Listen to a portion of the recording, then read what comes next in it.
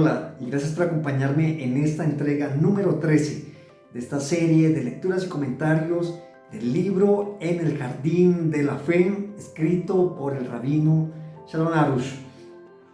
Bueno, en la clase o en la sesión de lectura del día de ayer abarcamos ya lo que es el nivel básico de la fe.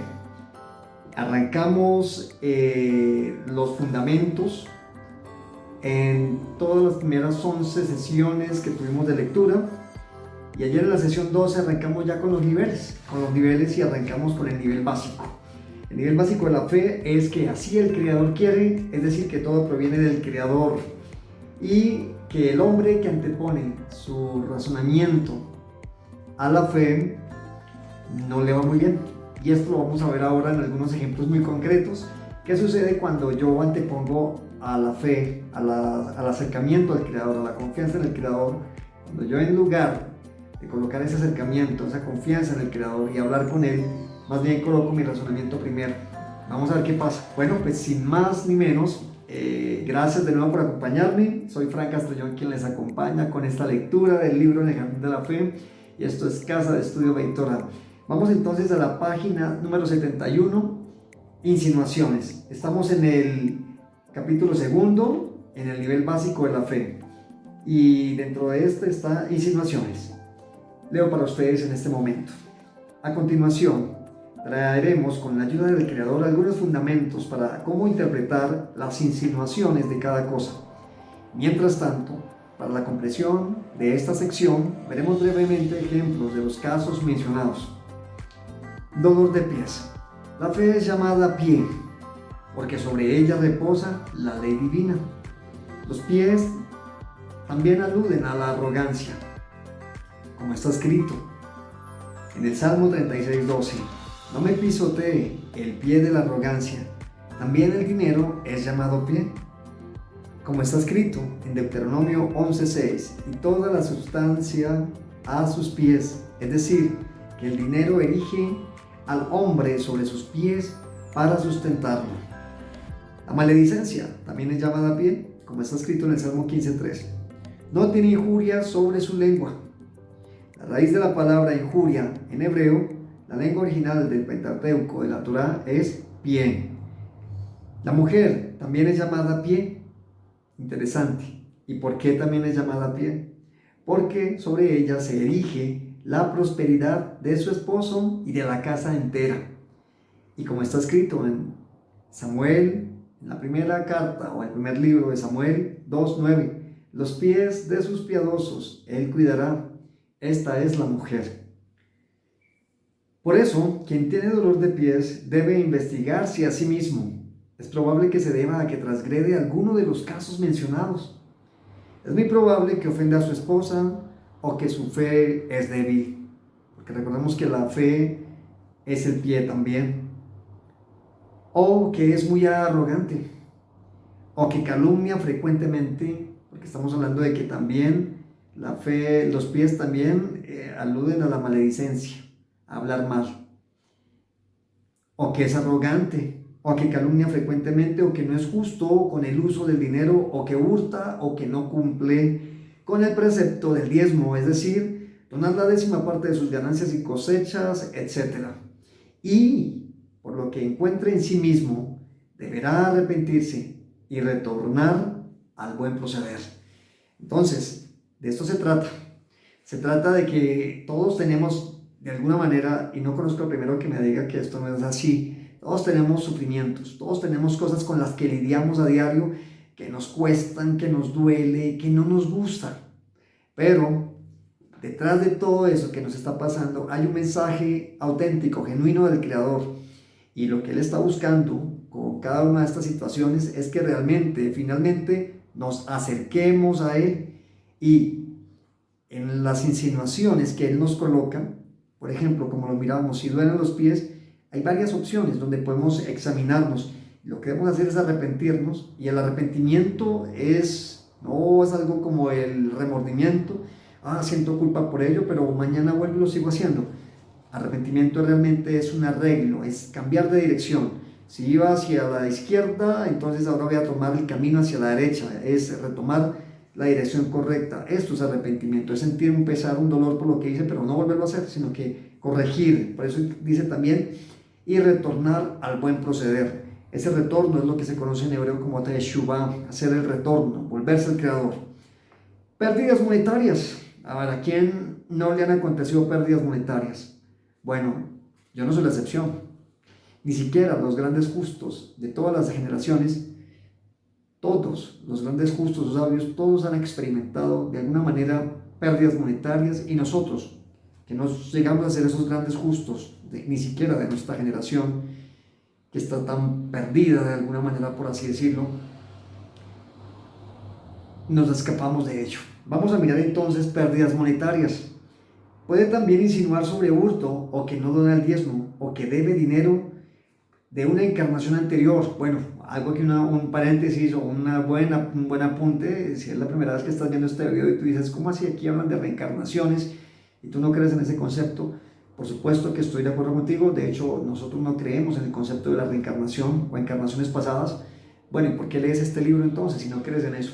Bueno, en el judaísmo, además de fundar la fe en la Torá como tal, que es la dada por el Creador, pues ha habido también, por así llamarle, una filosofía judía, un pensamiento judío, y han llegado, como lo explicaba en el segundo video de esta serie, han llegado a la conclusión de que existen las reencarnaciones, pero los que solo nos amparamos en la Sagrada Escritura, solo en lo escritural, en lo que está escrito en la Sagrada Escritura, tanto en el Tanaj, o Antiguo Testamento, y Brit Hadashah, o Nuevo Testamento, entendemos que la palabra del Creador explícitamente no habla de la reencarnación y tampoco lo demuestra de una manera indirecta.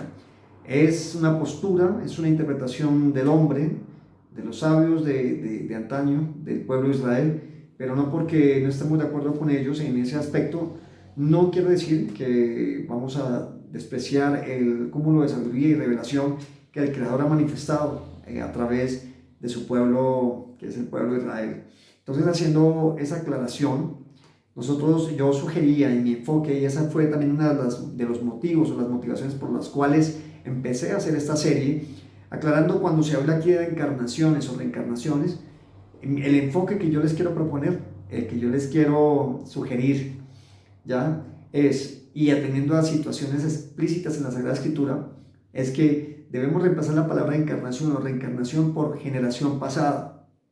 Es decir, nuestras generaciones pasadas han hecho cosas, han cometido errores, han cometido hierros, no han corregido situaciones, y ahora nosotros en nuestra vida nos vemos en las situaciones en las que, si no corregimos aquellas cosas que nuestros antepasados no corrigieron, vamos a estar en una dificultad y en un riesgo grande.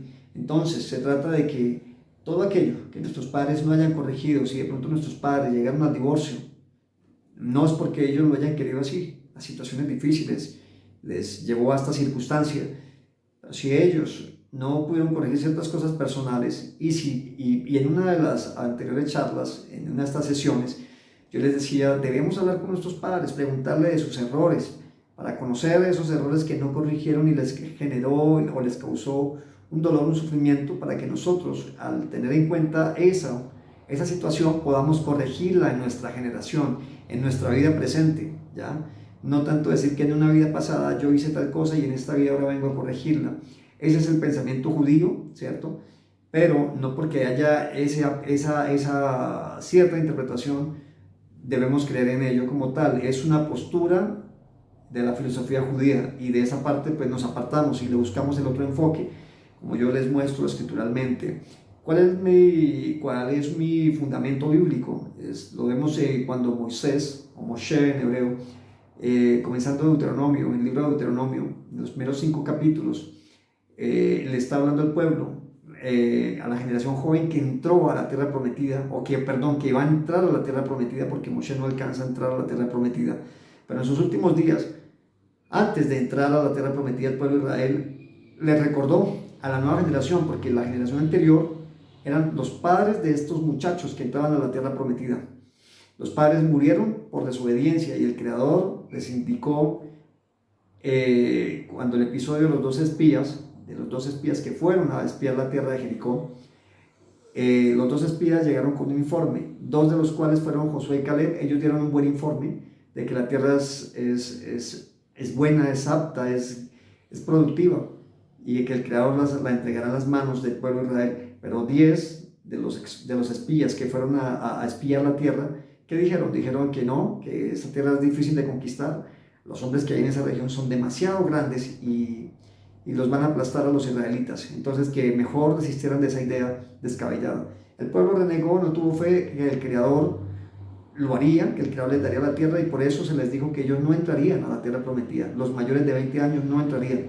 Así que la generación, los hijos, la siguiente generación, los menores de 20 años fueron los que finalmente poseyeron la tierra, y durante esos 40 años nos muestra la Escritura, la Sagrada Escritura, que esa generación que era rebelde, que era incrédula, que se quejaba, que no confiaba en el Creador, que no tenía la fe auténtica, la emuná, confiar en el Creador cuando las cosas se ponen difíciles, ellos no entraron. Y por no corregir esos errores, ahora Moshe le está hablando a esta nueva generación y les dice, les habla de todos los errores o las situaciones que sus padres cometieron, pero no para recriminarles o hablar mal de sus padres, sino para decirle, estos errores no les vayan a suceder a ustedes, porque entonces van a perder la bendición, no van a entrar a la tierra prometida, o van a perder el derecho a estar en ella.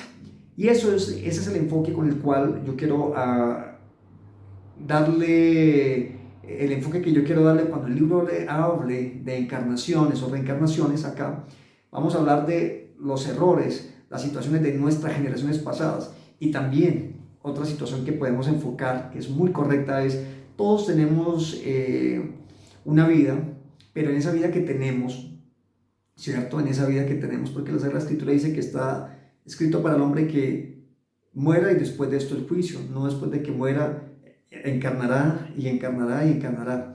Entonces, pero en nuestra vida, en nuestra única vida que tenemos en esta tierra, ¿qué sucede? Todos tenemos diferentes vidas, por así decirlo. Una es la etapa de mi infancia, le podemos llamar vidas a las etapas de vida que tenemos. Una es la infancia, otra es la adolescencia, la juventud, la edad adulta y la edad mayor de ancianidad. Sin embargo, en la edad nuestra joven o en la edad adulta, el hombre, el ser humano, la mujer también experimenta cambios. Y científicamente así se ve. Al analizar el cerebro de un ser humano, se mira cómo cambia a los 20, a los 30, a los 40. Es una edad joven adulta todavía. Y en esa etapa hay unos cambios en nuestra manera de pensar, de ver las cosas, en nuestra manera de accionar, en las obras que hemos hecho, en la forma como nos relacionamos con la sociedad, con las personas, con la misma naturaleza, con nuestro entorno y con nosotros mismos, por supuesto. Entonces, en estas diferentes etapas de vida, en esas fases de vida, de pronto, y ustedes van a estar de acuerdo conmigo, hay momentos en que de pronto nuestra racha no fue la mejor, estábamos en una situación económica difícil.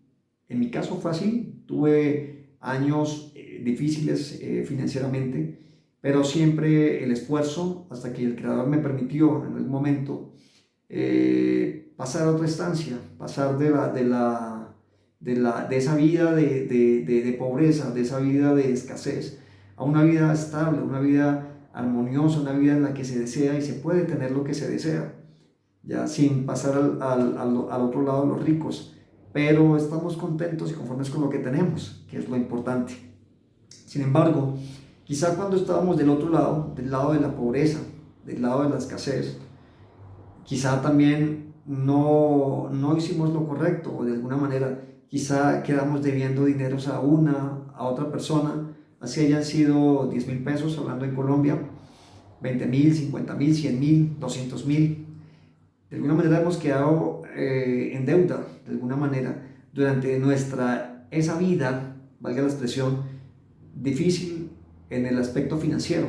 Y ahora nuestra vida financiera nueva, que es abundante, que es próspera, nos preguntamos por qué a veces nos va un poco mal, por qué a pesar de que ahora tenemos un buen ingreso, por qué de pronto encargamos algo, un proyecto. Me pasó algo con unos carpinteros, quería hacer unos muebles, una mesa y 2 escritorios, y resulta que con 3 fue fallida la cosa. Y es en serio. Entonces, ¿por qué les digo esto? Porque esto me llevó a acordarme me llevó a pensar, bueno, ya después de tener el conocimiento de este libro, y eso me pasó hace ya unos meses atrás, eso me llevó a pensar lo que el libro me enseñaba. Si tengo alguna pérdida monetaria en esta vida, es decir, algo quizá de mi vida monetaria pasada, dice algo de las encarnaciones pasadas, pero yo no tengo que ir tan lejos a pensar encarnaciones de otras vidas, que la verdad no creo en ello, pero sí creo que en mi otra vida financiera quizá tuve errores, quizá hice cosas que no he corregido todavía, que no me he puesto al día. Entonces, en esa mi otra vida financiera anterior a esta, es decir, en mi vida económica difícil y apretada, no fui correcto, no fui justo, ¿cierto? Entonces, y no es que haya sido justo porque así haya querido, porque mi corazón era malo, sino la necesidad me llevó a decir ayúdame, y de pronto no pagué, ¿cierto? No porque no quisiera, quizá de tantas situaciones y de tantos años difíciles, ¿qué sucede? Que pasan los años, y en mi caso pues tuve que esperar casi a 34, 35, 36 años, ¿cierto? Los que nacemos en cuna de pobres, valga la expresión, ¿cierto? A veces nos toca pasar muchos años, y durante esos años se nos puede ir olvidando los compromisos que adquirimos, los favores recibidos, y cuando cambiamos de vida financiera, pasamos de una vida financiera apretada a una vida financiera estable o quizá abundante, entonces se nos olvidó en ese caminar, y de pronto en esta vida, pero ¿por qué? ¿Cómo así que mi socio me quedó mal? ¿Por qué mi mejor cliente no me pagó? ¿Por qué mi proveedor esto o aquello? Porque ahora tengo una situación en la que el banco me está apretando, ¿cierto? Entonces situaciones así que nos muestra, cada situación es una bendición grande, pero Fran, ¿cómo puede ser una bendición que estamos perdiendo dinero? Y eso realmente es una bendición, claro que sí, porque cuando empezamos a experimentar una pérdida monetaria, esto nos debe llevar a pensar, como dice el libro, quizá en alguna ocasión hurtamos o robamos sin querer, o quizá no dimos el diezmo. Y sabes que el diezmo no es solamente irlo a dar a una iglesia. Hay personas que a veces sacan un billete y dice alguien, wow, vea qué abundante, sacó 100.000 pesos. Pero resulta que su diezmo debiera ser mensual 200.000, 300.000, 400.000, o 500.000, o 600.000, o 1.000.000, si se gana 10 millones libres. Entonces, al no estar sacando su diezmo, ¿qué va a pasar? Ese diezmo lo puede sacar ayudando a las personas que tienen que ayudar. Hay personas que están a nuestro alrededor que tienen la necesidad. Primero las viudas, los huérfanos, las desamparadas, pero las viudas que tienen mayor edad. Hay prioridades en a quién dar ayuda. Y al no dar la ayuda, al no sacar con alegría, al no sacar de nuestro bolsillo, de nuestra cuenta, y no hacerlo correctamente, entonces en la vida nos suceden ciertas pérdidas monetarias, y estas pérdidas monetarias nos deberían llevar a reflexionar que hay algo quizá en mis finanzas que no he hecho bien. ¿En cuál? En mi vida pasada. ¿En mi vida pasada cuál? En mi vida pasada financiera. ¿Ya? Ahora, me acuerdo también de otro caso de una persona que en algún momento estuvo bien financieramente, fue abundante, estaba prosperado, ¿cierto? Y le pasaron sus años, y de pronto llegó una situación, ahora su vida financiera no es la vida anterior, es decir, cambió de vida. Su vida pasada financiera, en sus años jóvenes, hasta los 45, fueron años de abundancia financiera, pero una vez que le llegaron los 50, 60 y 70, su vida financiera declinó. Ahora su vida financiera, a eso me refiero, a su nueva vida financiera que es escasa. ¿Qué sucede? Ahora también experimenta esa situación difícil. ¿Por qué? ¿Por qué experimenta esa escasez, esa pobreza de alguna manera?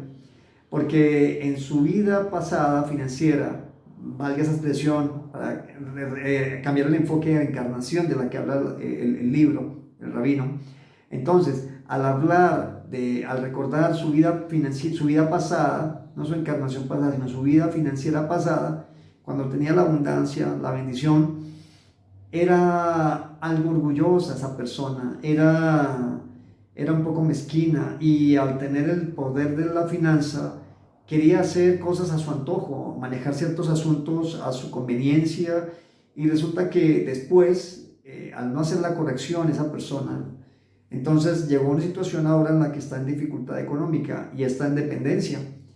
Si esta situación de dependencia no lo llevo a pensar, ¿qué fue lo que yo hice en mi vida pasada financiera, cuando tuve la abundancia? Entonces, y no corrigió ese asunto, no lo lleva a pensar en eso, esta vida que le está correspondiendo ahora financieramente hablando, va a seguir experimentando esa escasez y no va a poderlo remediar. Ya vamos a ver cuál es la forma de remediar esto. Sin embargo, pues voy a adelantarlo. La forma es básica, es fundamental y no por ello quiere decir que sea fácil o tampoco que sea difícil. Lo cierto es que lo que debe hacer la persona es volverse al Creador, pedir perdón, arrepentirse por todo lo que no hizo bien durante sus años de abundancia, de prosperidad, de fuerza, pedirle al Creador que le perdone y que expíe los pecados por él, es decir, solo el Creador, como lo dice más adelante el autor y el judaísmo también reconocen que no el hombre se puede quitarle a sí mismo su pecado, necesita que Dios mismo quite el pecado del hombre. Entonces, eso estamos claros todos los creyentes en el Creador. Entonces, si el hombre hace eso y le dice al Creador, ayúdame a poder corregir o resarcir lo que hice mal, el Creador le puede dar la oportunidad de que pueda corregir aquello que no hizo bien y entonces experimente, lo primero que va a experimentar en su corazón es paz, tranquilidad y armonía. Y no se va a sentir miserable en esta nueva condición de vida financiera que está llevando. Algunos cuando han perdido todos sus bienes y su capacidad productiva y verse en la dependencia, optan por la desesperación, el desánimo, la depresión y algunos llegan a optar por el suicidio. Pero esa no es la razón para llegar a... ese no es el camino. El camino es que en cada situación, por difícil que parezca, el Creador nos está guiando y conduciendo con una supervisión muy especial por ese camino de pena. ¿Para qué? Para bendecirnos. En una enseñanza que ayer publicaba Al Día con el Calendario Hebreo, en nuestra página de Facebook, en la fanpage, facebook.com/beit, con B larga, Beit Torah, con H al final. Allí hablaba o publicaba una cierta reflexión sencilla en la que cuando llega una bendición y llega una maldición, cuando a alguien le llega una maldición, en algún momento, hace mucho tiempo, yo pensaba que una maldición es, ahora sí, hasta aquí lo trajo la circunstancia y hasta aquí llegó esa persona porque ya quedó en maldición. O si Dios le envió una maldición, hasta ahí fue. Y resulta que no es así. Cuando el Creador nos permite una maldición, debemos darle gracias, agradecer porque esa maldición o ese camino de pena que nos toca pasar es para nuestra corrección. Solo así nos damos cuenta que estábamos en un error y que estamos en un error y que debemos cambiarlo. Y tenemos dos opciones: desesperarnos, rendirnos y decir hasta aquí, dejamos todo. Igual hay una eternidad que nos va a esperar. Entonces la depresión, el suicidio no es el camino, porque si esto nos parece difícil, y eso que son solo hasta 80 o 90 o 100, 120 años, ni hablar de la eternidad, por tomar una mala acción, una mala decisión espiritual a nivel eterno, lo que debe hacer el ser humano es agachar su cabeza, mirar al Creador, al que todo lo sabe, al que todo lo puede, al que todo lo conoce. Y Él sabe que de esa manera equivocada no podíamos seguir, porque íbamos a seguir haciendo daño y después el daño nuestro iba a ser tan irreparable que la cuenta iba a ser muy grande para nosotros y no podríamos pagarla. Entonces, bendito es el Creador, el Santo bendito es, bendito sea por siempre, porque Él nos permite el camino del valle de sombra de muerte, como dijo el salmista David. Y mira tan lindo lo que expresa: aunque ande en valle de sombra de muerte, no temeré mal alguno porque tú estás conmigo. Cuando pasamos una situación difícil, el Creador está ahí con nosotros, en una supervisión divina especial, milimétrica, y Él no va a fallar. Pero Fran, hay un cáncer que está sacudiendo una vida de la familia. Fran, hay una situación que no da espera. El Creador tiene todo bajo control. Si nos volvemos al Creador, hablamos con Él con intensidad, ahí sí necesitamos horas de acciones de oración, horas de súplica, horas de clamor, horas de volvernos a Él y hablar con Él a solas. Eso va a marcar la diferencia. Eso sí va a marcar la gran diferencia. Entonces, cuando alguien experimenta una pérdida monetaria por una u otra manera, resulta que un familiar se enferma y empieza a sacar y a sacar y a sacar dinero. el negocio, la sociedad no da y está invierta o inyecte capital propio. Algo nos está mostrando el Creador. Y eso deberíamos incluso analizarlo, como hablábamos hace un momento. La generación pasada, nuestra, hizo cosas también. Y ellos nos la corrigieron. Ahora nosotros debemos corregir no tanto lo que ellos hicieron, porque cada uno es responsable de su vida. Pero, si yo no corrijo, no hago por mirar qué fue lo que mis antepasados hicieron mal. Y si tal vez yo en un momento de mi vida llegué a tener esa misma herencia, a hacer las mismas cosas, y no lo conozco, no comprendo eso y no me arrepiento, esa pérdida, ese flujo va a estar ahí hasta que yo me dé cuenta de que algo debe estar pasando. Pero no es ir al brujo para que le diga, brujo, léame el chicote, léame las cartas y dígame, ¿por qué es que estoy perdiendo plata? Entonces, así no son las cosas, es ir al Creador. Él, si ve el corazón del hombre cambiado y corregido, le cambia la situación, porque ya con esa situación era para corregirlo, para que el hombre se diera cuenta que algo está pasando en su vida. Y cuando el hombre ya se da cuenta de su error, ¿qué sucede? Ya no sigue la situación difícil. El Creador ya la accesa, la calma, la quita y ahora lo coloca en un camino, como dice, por sendas de justicia me encaminará. Entonces, Él le colocará después ante una mesa, como dice Salmo 23 más adelante. Dice, aderezas mesa delante de mí. Entonces, lo coloca después en un banquete. Pero lo importante es que el hombre se dé cuenta de su error, de su circunstancia. También dice, cuando hay una demora en la promoción laboral, todos los empleos y nombramientos que existen, incluso las más simples nominaciones, todos están decididos desde lo alto, en el primer día del año, y como enseñaron los sabios, hasta el encargado del turno de riego en los campos está designado desde el cielo. Y nosotros podríamos agregar, hasta que se encarga de limpiar nuestras calles y nuestras casas, recogiendo las basuras, hasta esos nombramientos, cualquier nombramiento está decretado desde el cielo. Por lo tanto, si el hombre no es elegido para un determinado empleo, es porque desde el cielo no fue designado para el mismo. Y esta es su prueba, que crea que todo está bajo la supervisión divina.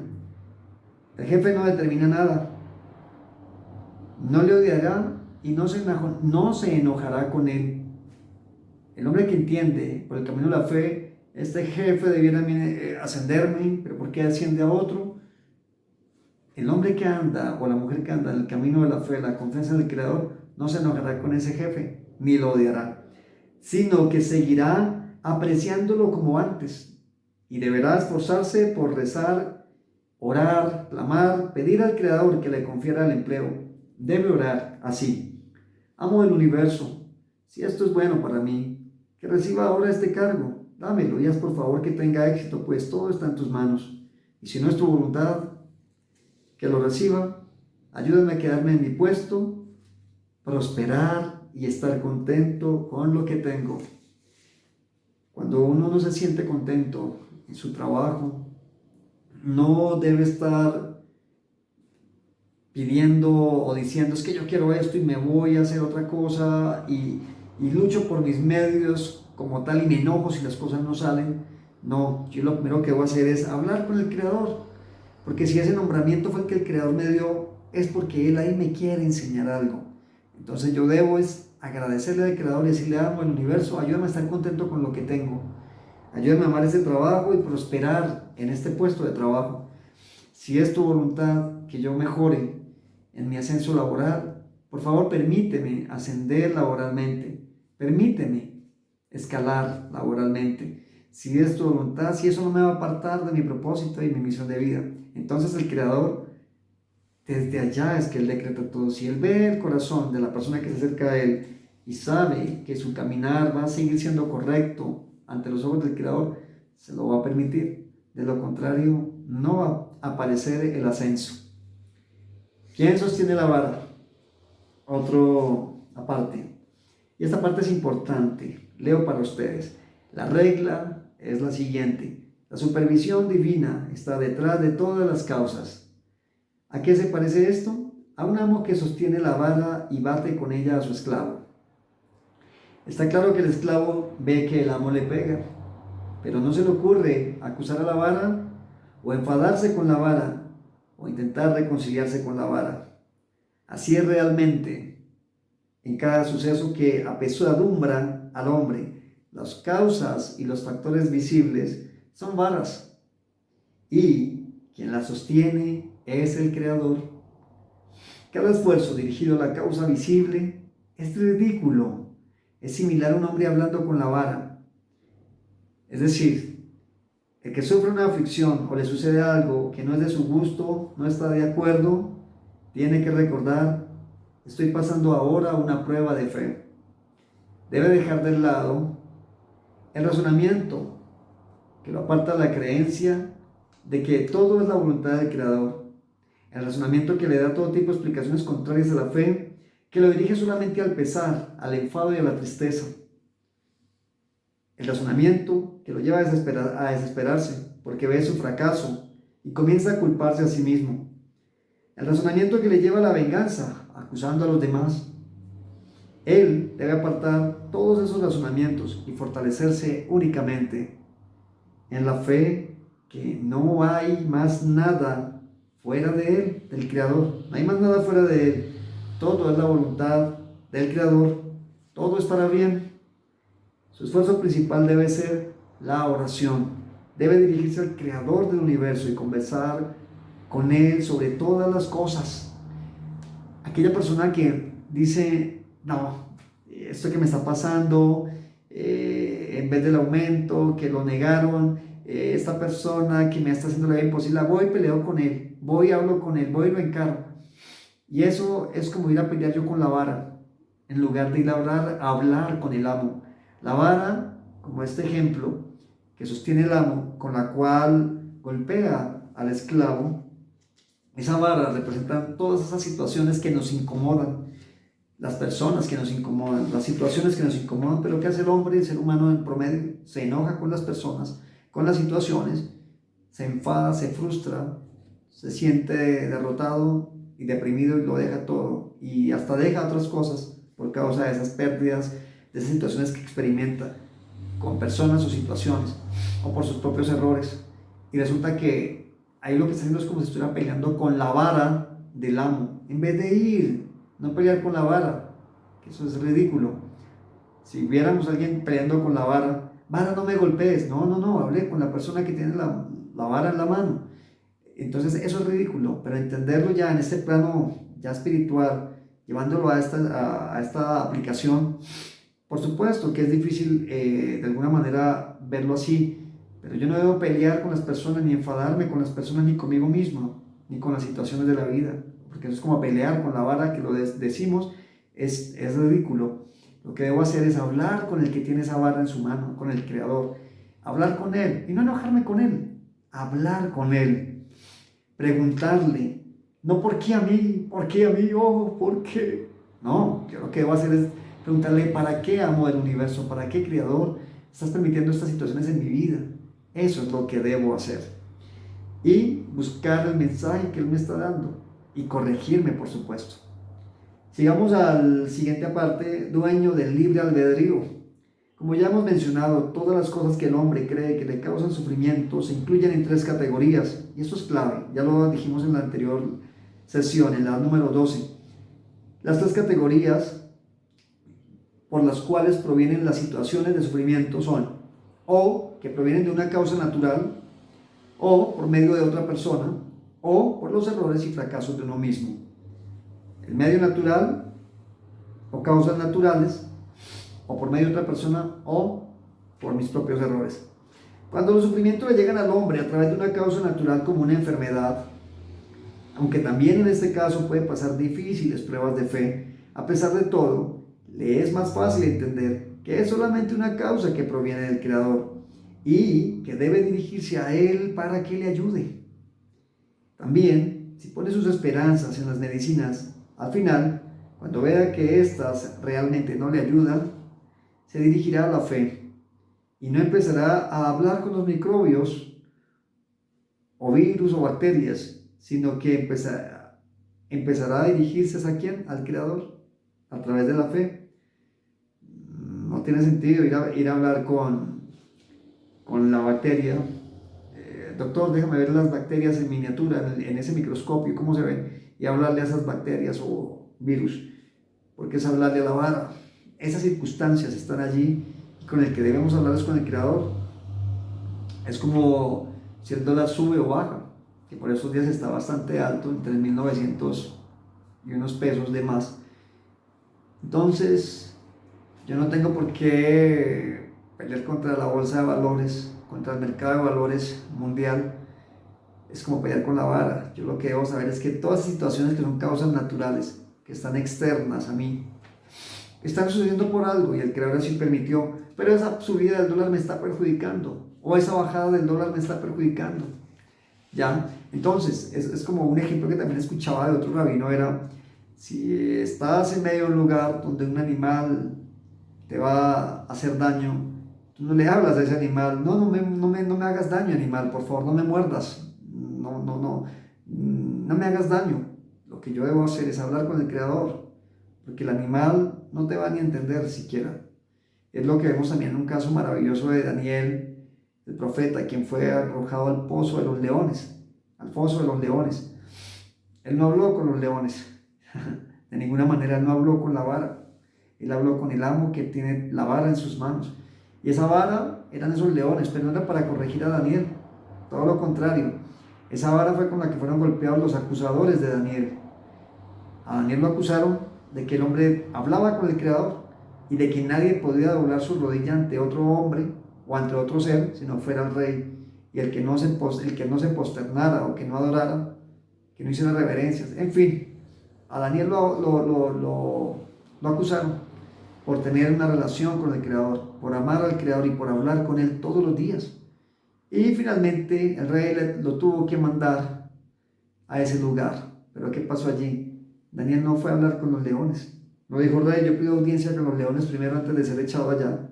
Y después de que tenga la audiencia con los leones, ahí sí que me reciban. De ninguna manera. Pero esa vara no era para Daniel. Daniel llegó allá y la boca de esos leones estuvieron cerradas y sus garras no estuvieron dispuestas para arrojarse sobre Daniel. Pero los acusadores de Daniel fueron los que recibieron el golpe de esa vara. Apenas fueron echados al foso de los leones, resumiendo la historia, no habían casi que apenas ni entrado y ya los leones estaban sobre ellos. Una vara, una circunstancia más bien, para unos puede ser una vara y para otros no. Depende de si estamos o no con el Creador o sin el Creador. Entonces, ahora, por otro lado, cuando el hombre sufre un pesar debido a otra persona, ya miramos las causas naturales o ajenas. Cuando el hombre sufre un pesar debido a otra persona, comúnmente se equivoca y piensa que esto no está únicamente en la mano del Creador, pues está frente a un hombre que posee el libre albedrío y supuestamente es posible dirigirse a él directamente e influir para que cambie su comportamiento y sus actos. Por esto, no piensa de ningún modo rezarle al Creador, pues su razón le dice, después de todo, frente tuyo se encuentra un hombre con libre albedrío, habla y arréglate con él, o lucha con él. Y ahí es donde suceden grandes errores y grandes problemas en los matrimonios y en toda relación interpersonal, porque al pensar nosotros que la otra persona pues tiene su libre albedrío y si él decide actuar diferente, pues lo va a hacer. Entonces yo voy a ir y lo voy a hacer entrar en razón, o voy a luchar con él si es necesario, voy a enfrentarme con él para que cambie su forma de ser conmigo. Y resulta que está mal, porque lo que esa persona ha decidido en su corazón hacer con respecto a mí o con respecto a ti, ni nosotros mismos lo vamos a cambiar. Solo el Creador es el que coloca en el hombre el cómo ser para con uno o para con otra persona. Miremoslo también con evidencias bíblicas. Cuando Israel fue a salir de Egipto, dice la Sagrada Escritura, pero el Creador hizo que el corazón del faraón se endureciera aún más. ¿Y qué pasó? Más los castigó al pueblo hebreo, más duro les andó. Pero fue el Creador el que permitió que el faraón, su corazón se endureciera más y arremetiera más contra el pueblo hebreo. Y hay momentos de nuestras vidas en las que alguien arremete fuertemente contra nosotros, en la que una o un grupo de personas arremete contra nosotros, contra tu vida, contra la mía. Y si nosotros vamos a querer hablar con esa persona o con ese grupo de personas, nada lo va a cambiar. La única forma de lograr ese cambio de actitud de esa persona o grupo de personas hacia nosotros fue como pasó también con el pueblo hebreo, hasta que el Creador no dispuso que ya el corazón del faraón fuera quebrado ante el pueblo hebreo, hasta ahí cesó todo martirio. Es el Creador el que dispone si endurece o ablanda el corazón de una persona. Nosotros, por naturaleza, lógica, pensamos, hablo con la persona y lo arreglo. Y sí, hay momentos en que debemos hablar, pero para disculparnos, hablar de los sentimientos, sin recriminar, sin señalar, ese es el peor error. Nada de eso lo va a cambiar, sino que va a empeorar más la situación. Aún las personas, aunque tienen su libre albedrío, el Creador es el que mueve sus corazones. Si tienes un problema con una persona o con un grupo de personas, no es contra ellos tu pelea. Debes hablar con el Creador. Y si hablas con el Creador y te arreglas con el Creador, Él te mandó esa situación por algo que no has arreglado. Israel, o el pueblo hebreo más bien, allí, cuando fue sacudido por el faraón, estaban pagando situaciones. Había un llamado de reprensión de parte del Creador. ¿Ya? Entonces, hasta que el pueblo no entendiera, no mirara al Creador, esas cosas no iban a pasar. Entonces, así nos pasa hoy a cada uno de nosotros. Las personas solo son instrumentos y a veces pueden ser varas en las manos del Creador, como también pueden ser refrigerio para nosotros, pueden ser varas también. Depende de cómo yo me acerco al Creador y que esté bien con el Creador, corregido. Pero por supuesto, leo para ustedes que esta no es la verdad, hablando de que el hombre que se quiere acercar al hombre para arreglar las cosas directamente en vez de ir al Creador. Dice el libro, esto no es la verdad porque no hay nada más fuera de Él, del Creador. Y todos los seres humanos están en las manos del Creador. Él les endurece o les ablanda el corazón, según lo que sea, según lo que desea que reciba el hombre que está frente a ellos. Por lo tanto, también acá el consejo principal es la plegaria, la oración, hablar con el Creador. Y cuando el hombre apacigua al Creador, es decir, el Creador, hay momentos en que dice, estás en deuda conmigo, y si yo no lo apaciguo, no hago mi teshuvah, no hago mi retorno a Él, y no hago mi corrección, mi rectificación, mi tikkun en hebreo, entonces esto será, cuando yo haga estas cosas, esto será lo que cambie el corazón de las personas. Es el Creador el que hará que cambie el corazón de las personas que le hicieron daño y le transformará en sus bienhechores. Terminemos con ese aparte. Lo único que tienes es tu libre albedrío. Debemos saber ciertamente que la persona que nos enfrenta tiene el libre albedrío para hacer el bien o hacer el mal. Si hará el mal, tendrá que rendir cuentas al Creador. Pero en vista de que el Creador sabe que alguien debe sufrir un pesar, entonces le hace cumplir su deuda por medio de un hombre culpable que será su vara para golpearle. Ya lo dijimos hace un momento. De por sí, no tenemos ninguna posibilidad de influir en el libre albedrío de quien nos enfrenta. La única lección que tenemos es mejorar nuestras acciones, orar, rezar. ¿Por qué se dice rezar? Porque rezar es repetir. Hay muchos salmos, muchos teilín que tú puedes tomar, agarrarlos y hacer esas oraciones, tus súplicas, repetirlas, rezarlas con el corazón profundamente. Eso es un buen rezo. Ahora, buscar la misma palabra del Creador en la que vemos el salmista arrepentido y pidiendo ese cambio, pidiendo ese perdón sincero, genuino, donde demuestra que quiere arrepentirse y corregir su camino. Ese es un rezo bien hecho. Por eso se habla de rezar y también hablar con el Creador. Entonces, lo que tenemos que hacer ante un rival, ante un verdugo, es mejorar nuestras acciones, rezar y conversar con el Creador, apaciguar al Creador para que nos perdone y pedirle que nos salve. Podemos explicar esto por lo que se cuenta un gran sabio que vio flotando sobre las aguas el cráneo de un asesinado. Se dirigió al cráneo y dijo, es porque ahogaste que fuiste ahogado. Y el fin del que te ahogó será el mismo, lo ahogarán. La moraleja es la siguiente: el asesinado lo fue con justicia por el juicio del Creador. El asesinado no podría salvarse del asesino de ningún modo. Solo se hubiera hecho arrepentimiento y retorno al Creador, pero el hombre que lo asesinó también será castigado por haber elegido el mal. Si alguien roba, nos robara o lo hizo, no es que el Creador pone en el corazón de la persona: voy a colocar en tu corazón que robes, porque el Creador es justo, Él es perfecto, Él es bueno. Pero cada ser humano tenemos el libre albedrío. Cuando todos tenemos el libre albedrío, todos decidimos. Y hay personas que todos bien sabemos que en lugar de decidir lo correcto, lo que es bueno ante los ojos del Creador y de la sociedad, escogen precisamente hacer lo que es incorrecto. Y ellos son usados como varas de corrección, ya que ellos deciden ser ladrones, golpear, hasta quitar la vida, mas no que Dios pone en el corazón de ellos quitar la vida ni robar, sino en el corazón de estas personas ya está el mal. Esa es la mala inclinación que domina en ellos. Entonces ellos llegan a ser los instrumentos para hacer las varas que corrigen, que castigan al que no ha hecho su corrección. Y todo esto finalmente lo utiliza el Creador. Es como cuando vemos a Israel, cuando fue librado a través de Ciro, el rey Ciro de Persia. Le llama la escritura del Creador Ciro mi ungido. Y no es que él fuera un santo.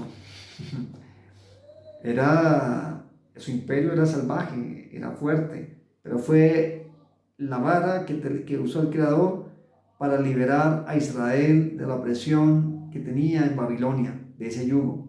Esa fue la vara con la que golpeó a Babilonia, y de esta manera Israel fue libertado. Entonces el Creador va a utilizar todos los medios naturales, va a utilizar las personas y va a utilizar aún nuestros errores para corregirnos, para que esas situaciones, sucesos naturales como enfermedades, asuntos de la naturaleza, situaciones de fuerza mayor como el cambio del dólar, o sea, geopolíticas, todas las situaciones externas a nosotros que no podemos controlar, esas fuerzas externas, las personas y nuestros errores, aún que podríamos controlarlos, pero no. Todas las situaciones están dadas ¿para qué? Para que en algunos momentos sean varas para corregirnos. Lo que quita ese designio es que yo me acerque al Creador sinceramente y le demuestre con hechos, con acciones y con mucha oración, con mucha comunión, mucho más de lo que en alguna ocasión lo haya tenido, para ganar su favor, y Él va a hacer que los enemigos que estaban ahora levantados contra nosotros sean ahora aún nuestros bienhechores y estén en paz con nosotros. Como dice la Escritura, aún a sus enemigos hace andar en paz con Él. ¿Con quién? Con aquel cuyos caminos son agradables al Creador. Gracias por acompañarme en esta sesión número 13 de lecturas y comentarios del libro En el Jardín de la Fe. Hoy aprendimos algo maravilloso, y si caminamos por ese camino, vamos a ver una vida más placentera, tranquila, en medio del dolor, en medio de las circunstancias difíciles. No es que se te van a ir las cosas difíciles, pero vas a tener paz y tranquilidad, y vas a entender dónde está la salida a esa situación difícil. Soy Frank Castrellón, esto es Casa de Estudio Beit Torah, casa de instrucción, casa de enseñanza. Gracias por acompañarme en esta lectura. Que el Creador te bendiga y te guarde.